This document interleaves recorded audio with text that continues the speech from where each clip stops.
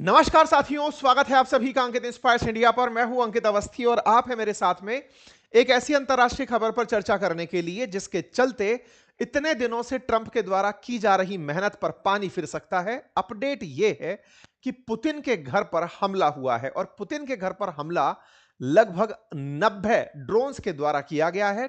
आरोप है कि यह सारा किया धरा यूक्रेन का है और इस बात पर रूस की प्रतिक्रिया है कि अब हम तय करेंगे कि हमें करना क्या है।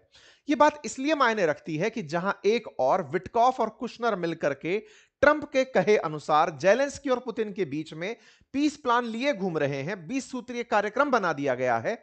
उसके बीच में अचानक जेलेंस्की के द्वारा पुतिन के घर पर हुआ यह हमला, जिसका वैश्विक कंडेमेशन हो रहा है। भारत के प्रधानमंत्री के द्वारा भी जिस पर प्रतिक्रिया दी गई है, विश्व के द्वारा जिस पर प्रतिक्रियाएं आ रही हैं, देखने वाली बात यह है कि पुतिन के घर को निशाना बनाकर जेलेंस्की शांति वार्ता से दूर हटना चाहते हैं या फिर वो चाहते ही नहीं हैं कि कभी यूक्रेन का मसला सिद्ध हो, सॉल्व हो, या फिर पुतिन इस मामले में झूठ बोल रहे हैं जैसा कि जेलेंस्की का कहना है। उनका मानना है कि पुतिन हम पर हमला करने का बहाना ढूंढ रहे हैं। आज के सेशन में इन सभी बातों पर चर्चा होगी। चलिए शुरू करते हैं, बताते हैं हेडलाइंस के माध्यम से कि कैसे लिखा जा रहा है कि शांति की उम्मीदें डेंटेड हो गई हैं रशिया पर हुए इस हमले से, क्योंकि रूसी लोग इस बात से बेहद खफा हैं।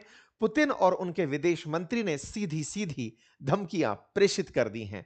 जेलेंस्की जो हाल ही में ट्रंप से मिलकर लौटे और लौटते ही उन्होंने अगर यह कार्य किया है तो क्या इस पर ट्रंप की सहमति थी, और अगर थी तो पुतिन ने ट्रंप को ही फोन पर बतिया दिया कि सुनिए हम पर हमला हुआ है और हम पर जब हमला हुआ है तो इसकी फिर प्रतिक्रिया होगी, इस पर आप फिर चुप रहिएगा। आपको मैं आज के सेशन में बताऊंगा कि परसों के दिन जब जेलेंस्की ट्रंप से मिले तो बातचीत क्या हुई, कितना पीस प्लान आगे बढ़ा, और रविवार को मिले जेलेंस्की ने सोमवार को यूक्रेन से निकलकर पुतिन पर हमला क्यों कर दिया और उनके घर को निशाना क्यों बना लिया।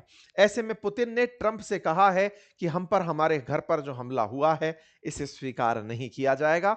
जब ट्रंप को यह जानकारी दी गई कि पुतिन के घर पर हमला हुआ है तो ट्रंप ने खुद इसे गलत कदम बताया और यूक्रेन के लिए इसे एक वार्निंग बता दिया। ट्रंप ने कहा कि वो इस बात से बेहद नाराज हैं कि यूक्रेन ऐसा कैसे कर सकता है। जेलेंस्की को इस बात की खबर दी गई है कि तुमने ये गलत किया है, और जब इस तरह की हरकतें हो रही हों तो निश्चित ही इस बात की ग्रेविटी, इंटेंसिटी, इन सब को आप और हम फील कर सकते हैं कि ये वो चीजें हैं जिन्हें नहीं करना था। ट्रंप ने साफ कहा कि यही कारण था कि मैंने टॉम हॉक मिसाइलें नहीं दी थी इन लोगों को, क्योंकि ये कहीं ना कहीं रूस के अंदर घुस के गोले चलाते। ये खुद से ड्रोन बना लिए हैं और आए दिन ये गोले लेके अंदर पहुंच जाते हैं। ये नहीं करना था वाली बात है। तो ऐसे में 28 और 29 दिसंबर की रात इकरान में ड्रोन से पुतिन के घर पर हमला होता है और यह हमला आतंकवादी हमला करार दिया जाता है। मैं आपको बता दूं, पुतिन के बहुत से घर, बहुत सी लग्जरी चर्चा में रही हैं। लगभग 1.4 बिलियन डॉलर का उनका मेंशन बताया जाता है, 700 कारों का काफिला, 58 एयरक्राफ्ट, ये तमाम वो खबरें हैं जो सुर्खियों में बनी रहती हैं। उनके कई घरों में दो चर्चित घर हैं। एक घर उनका इस प्रकार से सोची नामक जगह पर बताया जाता है जो कि ब्लैक सी के अंदर है, और एक घर उनका बताया जाता है, पुतिन का घर बताया जाता है बिल्कुल रूस के उत्तर दिशा में, जिसकी तस्वीरें भी बाहर निकल करके आती हैं। कहा जाता है कि पुतिन के जितने भी ये घर बने हुए हैं, इन घरों में जो नोवगोरोड वाला घर है जिस पर पुतिन जनरली निवास करते हैं, उस घर को इन्होंने निशाना बनाया है। सोची और नोवगोरोड में पता नहीं रहता कि पुतिन कहां हैं। पुतिन की सिक्योरिटी इतनी टाइट बताई जाती है कि उनके बारे में यह पता लगाना कि वो कहां हैं, कब हैं, कैसे हैं, ये बड़ा ही रहस्यमय होता है। जैसे सोची वाले घर की कुछ इमेजेस एक बार बाजार में आई थी सैटेलाइट के थ्रू, जिसमें से एक घर की बहुत ही भव्य सी तस्वीर, उस घर के अंदर बिल्कुल महलनुमा आकार का बना हुआ घर, जिसके अंदर tennis court, ice ring, multi storey dormitory, spa centre, winter session, salt water pool, ये तमाम चीजें थी। लेकिन इसके साथ साथ ये ड्राइंग भी बाहर निकल कर आई थी जिसमें बताया गया था कि इनके घर के नीचे प्रॉपर टनल्स का जाल है जिसके माध्यम से पुतिन ट्रेवल किया करते हैं। ऐसे ही इनका एक घर नोवगोरोड रीजन में है, जिस रीजन में यूक्रेन के द्वारा हमला किया गया है, ऐसा क्लेम किया जा रहा है। नोवगोरोड के घर की भी एक बार सैटेलाइट इमेज पब्लिक में आई थी, जिसमें बताया गया था कि इस तरह से पुतिन अपने इतने बड़े मैंशन के अंदर रहते हैं। अब ऐसे में ये मीडिया में खबर बाहर नहीं आ पाई है कि जिस समय यह हमला हुआ, क्या पुतिन उस समय घर पर ही थे या नहीं। लेकिन हां, सरगेई लैवरोव के द्वारा स्पष्ट रूप से कहा गया है कि हम पर इकरान में लॉन्ग रेंज यूएवीज के थ्रू हमला हुआ है और यह नोवगोरोड रीजन में हुआ है। तो कुल जमा अर्थ यह है कि जब यहां के विदेश मंत्री खुद यह बयान दे रहे हैं कि हमारे ऊपर 91 ड्रोन्स चलाए गए हैं, तो यह निश्चित ही एक ऐसी खबर है जिसका कोई ना कोई सेंस बनता होगा, और जब सेंस बनता होगा तो इस पर सुर्खियां भी आएंगी। रूस की सुर्खियां चलती हैं टेलीग्राम पर, तो हमने टेलीग्राम से इनकी ये सारी सुर्खियां बाहर निकाल कर दी। हमने पता लगाया कि इन्होंने प्रॉपर तरीके से अपना कम्युनिके जारी किया है, जिसमें इन्होंने प्रॉपर मेंशन किया है कि हम पर कैसे कैसे हमला हुआ है, और हमने इस बारे में अमेरिका को अपडेट भी कर दिया है। इन्होंने अपनी तरफ से जारी वीडियो में कहा गया है कि लास्ट नाइट पर हम पर हमला हुआ और इस हमले को हम अपने पर हुए आतंकी हमले के रूप में मानते हैं और इसका हम अपने तरीके से जवाब देंगे। तो भाई साहब, इन महानुभाव ने ऐसी हरकत करी क्यों? जेलेंस्की का बयान क्या? जेलेंस्की ने इसे सीधा सीधा फेक करार दे दिया है। इन्होंने कहा है ये फर्जी बातें हैं, एक भी ड्रोन हमारा निशाने पर नहीं लगा, कोई भी हताहत होने की खबर नहीं है, ये हमारे ऊपर हमला करने की इनकी रणनीति है। ये हमारे ऊपर जबरदस्ती एक प्रेशर क्रिएट कर रहे हैं ताकि ये हम पर हमला कर सकें। इन्हें कीव पर हमला करना है। पूरी तरह से जेलेंस्की ने इसे पुतिन पर डाल दिया कि पुतिन हम पर हमला करना चाहते हैं, इसलिए उन्होंने इस तरह की एक फेक खबर उड़ा दी है। वो हमारे खिलाफ हमला करने की नीति बना रहे हैं। वो चाहते हैं कि शांति वार्ता सही से ना चले। अब समझ ये नहीं आ रहा कि सही कौन है। जेलेंस्की सही है जो पुतिन पर आरोप लगा रहे हैं, कि पुतिन सही है जो ये कह रहे हैं कि हम पर हमला हुआ है।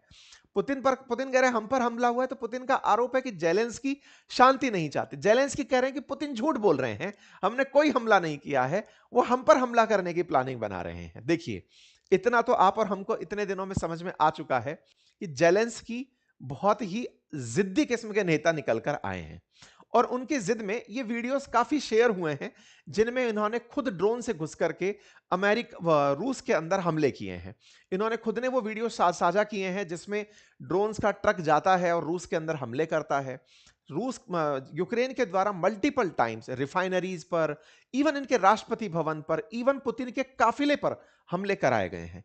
तो जेलेंस्की का दुस्साहस सबको पता है। जेलेंस्की लगातार जिस तरह से रूस के अंदर हमले करके फिर वापस आकर के अपनी शरणगाह में छुप जाते हैं और फिर कहने लगते हैं कि पुतिन झूठ बोल रहे हैं, ये इनका झूठ इस बार झूठ माना नहीं जाएगा।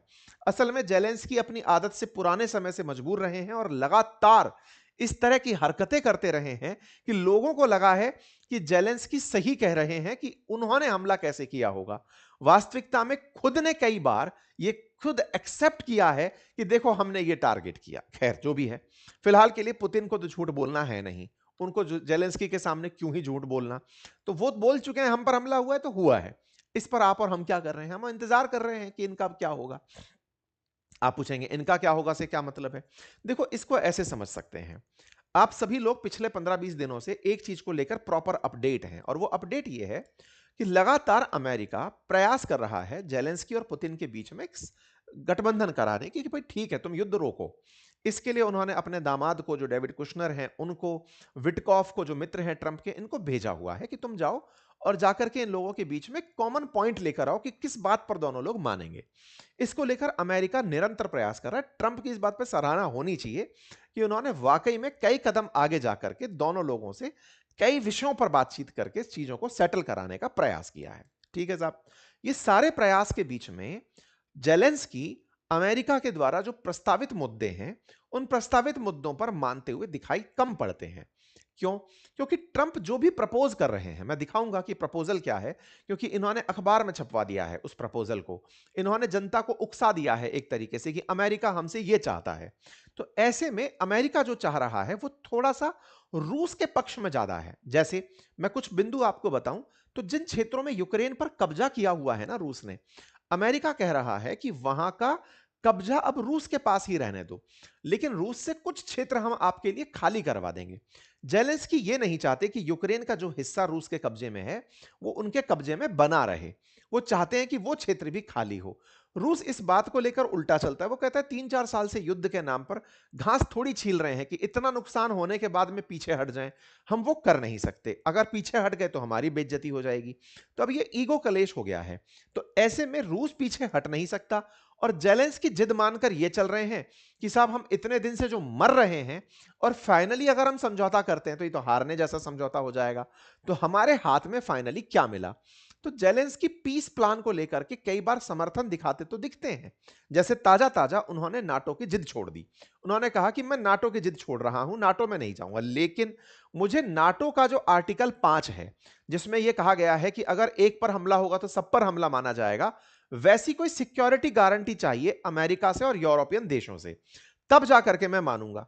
मुझे यूरोपियन यूनियन में एंट्री दोगे तब जाकर मैं मानूंगा। तो जेलेंस्की अपनी हट से, अपनी जो इतने दिन की जिद है उससे कुछ ना कुछ मनवाने में लगे हुए हैं। लेकिन उसके बावजूद भी वो जगह जिसको रूस कब्जा कर चुका है उसे वहां से वो नहीं छुड़वा पा रहे। ऐसे में जेलेंस्की ने ये स्ट्रेटजी रची कि शांति वार्ता को डीरेल कैसे किया जाए। मैं आपको बता दूं कि ट्रंप के प्लान में ये प्लानिंग भी है कि जैसे ही ये शांति वार्ता संपन्न होती है, दोनों के बीच में एग्रीमेंट होता है, एग्रीमेंट के एग्जीक्यूशन के नेक्स्ट मंथ ही इन्हें इलेक्शन कराना होगा। इलेक्शन यूक्रेन में होगा और जेलेंस्की की सत्ता दांव पर लग सकती है। ऐसे में जेलेंस्की कहीं ना कहीं अपने सत्ता मोह को भी छोड़ते हुए नहीं दिख रहे हैं। उन्हें डर है कि कहीं पीस प्लान एग्जीक्यूट हो गया तो मेरा चुनाव कराना पड़ जाएगा और चुनाव होते ही मेरे को हो सकता है जनता पद से हटा दे कि मेरी जिद ने यहां तक यूक्रेन को पहुंचा दिया है। खैर जो भी है, फिलहाल के लिए जेलेंस्की जिस तरह की बातें कर रहे हैं उससे लगता नहीं है कि वो रूस के साथ शांति वार्ता के पक्ष में है। फिलहाल चीजें बदलने लगी हैं। जैसे 25 दिसंबर क्रिश्चियंस के बीच में काफी मतलब वैसा दिन होता है, रिलीजियस डे होता है। उस दिन ये दुआ मांगते हैं और उनका वीडियो वायरल होता है। ये कहते हैं कि मेरी तमन्ना है कि वो मर जाए। किसकी बात हो रही थी? पुतिन की बातें हो रही थी। We have one wish, Zelensky hope for Putin's death in Christmas address. ये जनता को संबोधित करते हैं और कहते हैं कि मेरा मन है कि पुतिन मर जाए। अब आप एक तरफ तो क्रिसमस के विश में पुतिन के मरने की कामना पब्लिक में कर रहे हैं और उसके 2 दिन बाद ही आप बम बम चला देते हैं। तो आप पर आरोप आएगा क्यों नहीं? फिर आप झूठ झूठ क्यों बोल रहे हैं? आपको डर है कि अब जब मारा जाएगा मुझे पकड़ करके तो फिर मैं दुनिया के सामने किस मुंह से जाऊंगा? तो जेलेंस्की ने पुतिन के खिलाफ इस तरह का बयान दिया। जब यह कहानी घटित हुई तो इस पर फिर वही पुतिन के जो चारों तरफ के लोग हैं वो निकल कर आते हैं कि द स्ट्राइकिंग की bastard is trying to derail the settlement of the conflict, he want war, well now at least he will have to stay in hiding for the rest of his worthless life। कि बेटा अब तुम छुप के रहना, तुम्हें बहुत बुरा मारा जाएगा। ये देमेत्री मेदवेदेव कौन है? आप इनको जान लीजिए, कई बार मैंने पहले भी कहा है।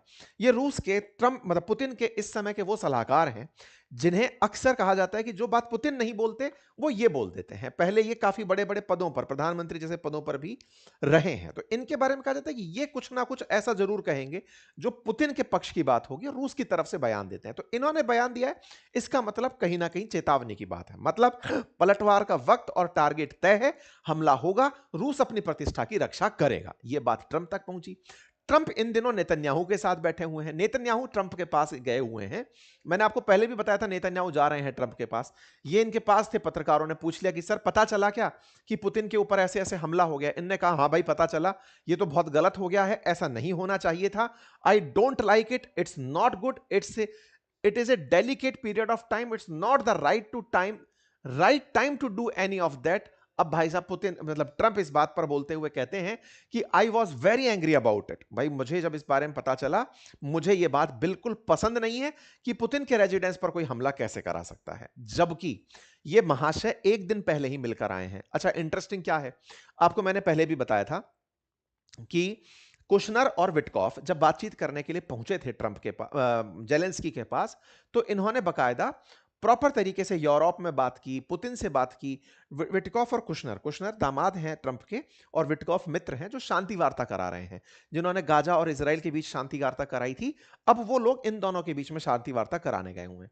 तो इन तमाम बातचीत के बाद में जब पुतिन से वो लोग मिल लिए, फिर जेलेंस्की से यूरोप में उनसे मुलाकात करते हैं, फिर जेलेंस्की को बुलाया जाता है ट्रंप से मिलने के लिए कि आओ आप मिल लो ट्रंप से और जो वो बात बोले वो मान लेना। तो भाई साहब ये परसों वहां जाते हैं और जब ये जाते हैं बकायदा, तो इस बात में ट्रंप इनका वेलकम करते हैं, इनसे बातचीत करते हैं। ट्रंप हालांकि इनको कई बार पहले भी समझा चुके हैं।